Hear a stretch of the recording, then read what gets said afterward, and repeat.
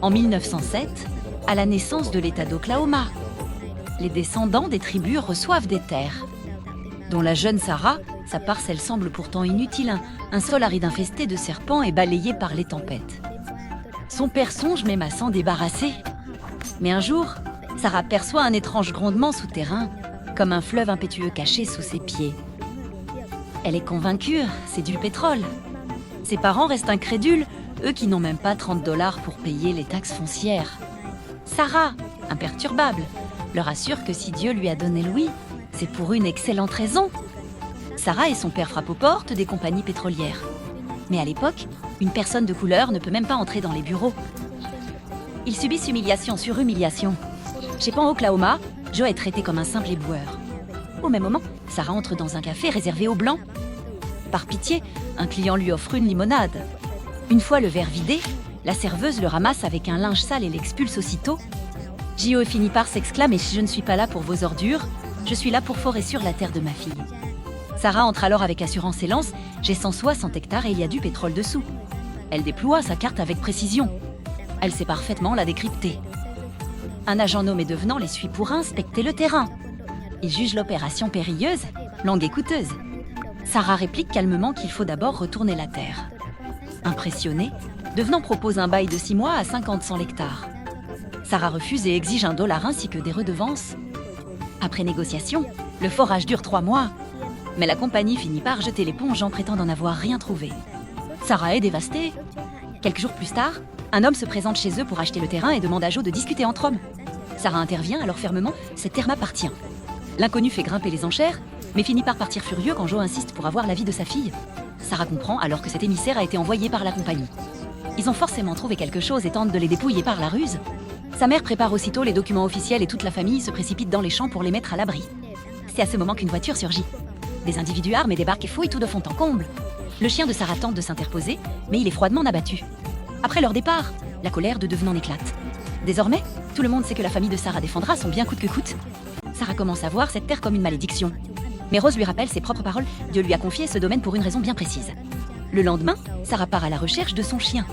Elle ne retrouve que son collier, mais ces pas-là mènent jusqu'à un campement pétrolier.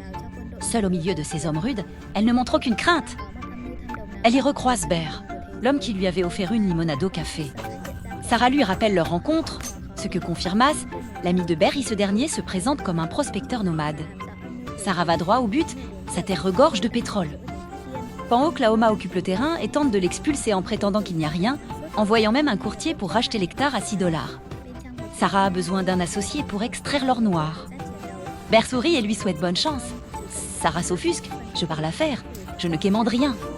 Bear se ravise et l'interroge sérieusement. En apprenant que Pan Oklahoma a abandonné tout son matériel sur place, son attitude change du tout au tout. Avant de partir, Sarah fixe les conditions d'un partage des profits à part égale, scellées par une poignée de main. Face aux installations délaissées, Bear exulte devant cette structure géologique parfaite. Après avoir obtenu l'accord des parents de Sarah, il lance le forage. Le puits est baptisé Sarahone. Pan Oklahoma avait déjà creusé à près de 300 mètres. Bear en est certain, le pétrole est là, c'est une mine d'or.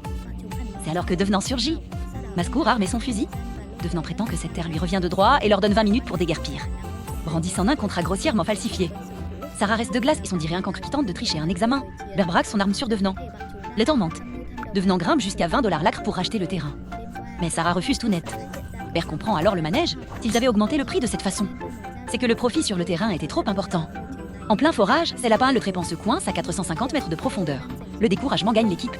Mas suggère l'usage de dynamite, mais Bear juge cela trop périlleux. Sarah le pique au vif, pas étonnant que vous ne trouviez que des puits secs. Vous jetez l'éponge trop vite. Mas propose alors d'utiliser des grappins, une méthode coûteuse et incertaine. Sarah cite alors son professeur tout à un prix, le tout est de savoir ce qui a vraiment de la valeur. Bear a soudain une illumination. Lui et Sarah filent faire analyser un échantillon de terre. Il doit racler ses derniers fonds de tiroir pour payer les $10 de frais. En attendant les résultats, il s'accorde une pause. Bear y croise une ancienne connaissance. Enfin stratège, il manipule la conversation, évoquant son des fins mariées et des contrats pétroliers. Charmée par ce vieux jeu de séduction, elle finit par l'inviter à dîner. Bear n'en est pas à son premier coup d'essai avec elle. Peu après, le géologue annonce que le pétrole est là, mais à 300 mètres plus bas et saturé d'eau salée. Une qualité médiocre.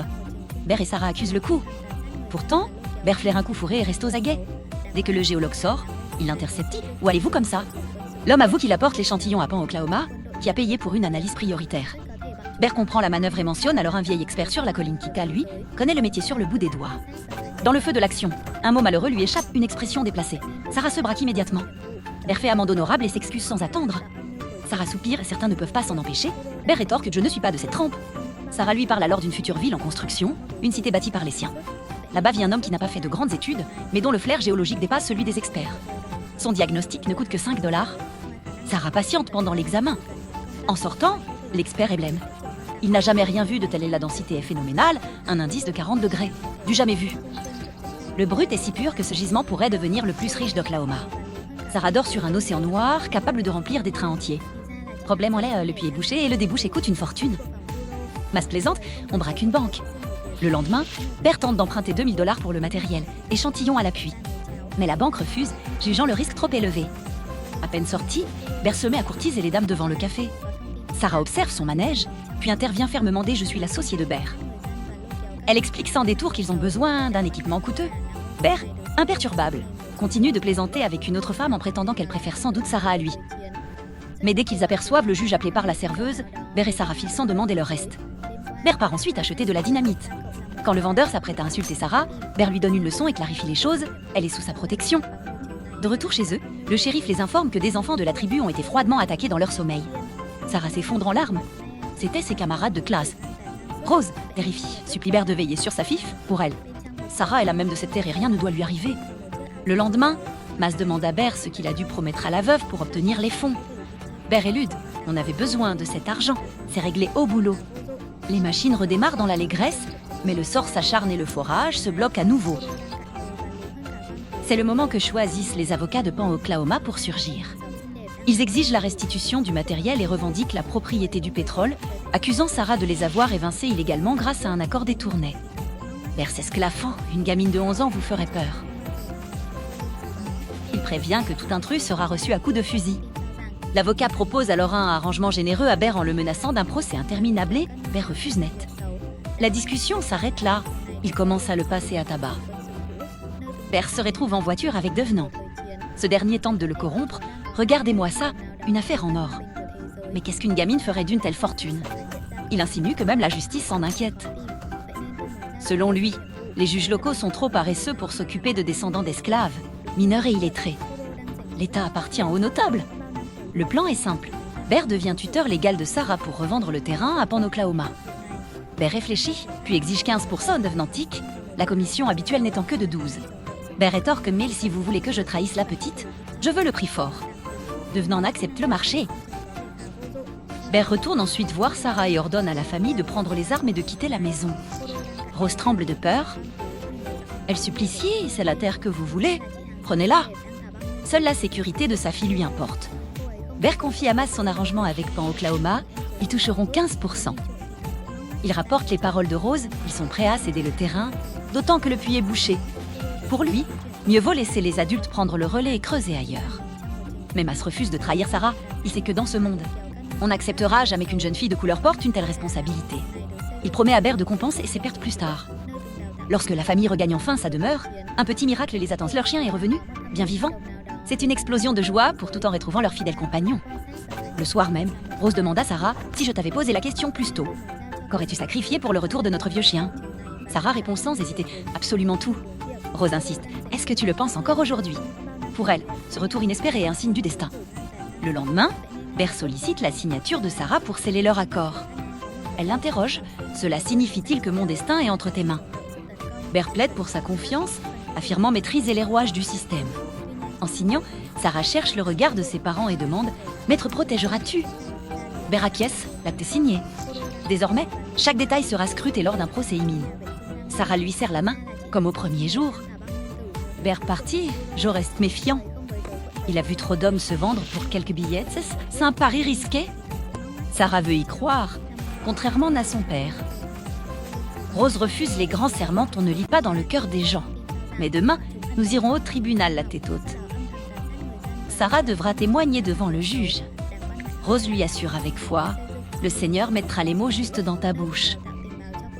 Devant le palais de justice, la foule se masse pour soutenir Sarah et dénoncer les lois injustes. Le secret est Ventès, sa terre est une mine d'or noir. À l'intérieur, une certaine Barb propose son aide. Mais le juge veut s'adresser directement à Sarah. La fillette s'étonne que ses parents soient écartés. Elle rappelle que c'était à lui à confier ce saule en hommage à ses ancêtres. Quand il n'y poussait que des ronces, personne ne le lui disputait. Mais depuis que le pétrole jaillit, les convoitises s'éveillent, exigeant des garanties d'hommes blancs. Sarah veut simplement garder son dû, et ce pas la raison d'être de la loi. Dans la salle d'audience, les voix s'élèvent pour soutenir Sarah. Le juge accepte d'ouvrir l'audition et scrute Bear, dont l'esprit bouillonne. À la sortie, Joe exige les copies des actes. Barr supervisera tout en son nom. Bear s'exécute, puis glisse à Sarah « Fais-moi confiance ». Il réclame ses 15% sur ses terres et les alentours. Bear a démasqué Devenant avec un indice de 40. Ce dernier achetait les parcelles voisines pour pomper le pétrole de Sarah en douce. Devenant accepte discrètement les conditions, tandis que Bear exige une protection absolue pour la jeune fille. Sarah surprend Bear entrant dans les bureaux de Pan Oklahoma. Elle le confronte « Vous aviez promis de faire ce qui est juste ». Bear assure avoir un plan, mais pour Sarah, l'enjeu dépasse l'argent. C'est une affaire d'honneur et d'âme. « Je vous ai à l'œil, monsieur Bear », lance-t-elle froidement. Mas raccompagne la famille, mais au retour, il repère un véhicule en embuscade les sbires de Pan Oklahoma. Il l'encercle, arme au poing.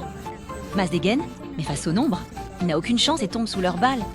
En entendant les détonations, Rose comprend l'horreur et ordonne à ses enfants de fuir vers les terres de la tribu. Les sbires de Pan Oklahoma sont déjà devant leur porte. Rose saisit un couteau tandis que Joe empoigne son fusil. Peu après, Bear voit les assaillants s'éloigner. Est alors que Barr surgit avec un journaliste pour mettre Sarah en sécurité. Bear insiste pour les accompagner. À leur arrivée, Joe sort l'arme au poing. Il explique que les mercenaires en avaient après Sarah et qu'il a dû ouvrir le feu pour les faire déguerpir. Bear se précipite pour retrouver Mas, mais il ne découvre que son corps sans vie.